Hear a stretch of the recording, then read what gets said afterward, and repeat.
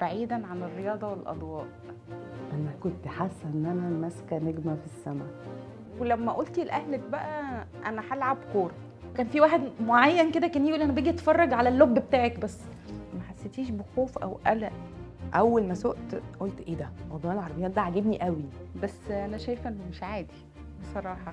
مالكوش دعوه بالكوره فعلى المطبخ فاحنا بنحاول نطلع الكوره من المطبخ بقى. كان في وسطها صعوبات كتيرة. دي كانت بصراحة bad experience. كم مرة سمعتي كلمة كفاية لحد كده؟ انا سمعت تعليقات من رجاله كتير يقولوا انا ما اقدرش اعمل اللي انت بتعمليه. انا في رجاله قالوا لي انت بالنسبه لي يعني ملهمه. لو رجع بيكي الزمن هتختاري نفس الطريق؟ فلا، انا مكاني في حلبة السباق، ومكاني على الستيج، ومكاني في المكتب في الاداره في الشركه. انا جيت جون في نفسي لان احنا نازلين عارفين ان احنا هنتضرب. يعني كنت واحده منهم وعايزه اساهم في ان صوتنا يوصل كلنا. انا كنت بس كان نفسي ان انا يعني الناس تعرف احنا بنعمل ايه.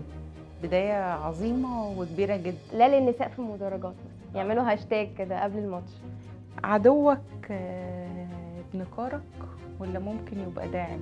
الامام بتاع الجامع كان بيخطب علينا احنا ان في فرقه بنات جايه من القاهره من البندر جايين. أول مرة دخلتي الملعب رحله صعبه قوي، 16 سنه بجري ورا حلم ان انا لازم ارجع تاني للبوديوم وان انا لازم اتوج تاني.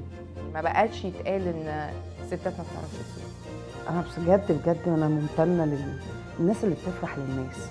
ستات للستات. ايوه جميلة.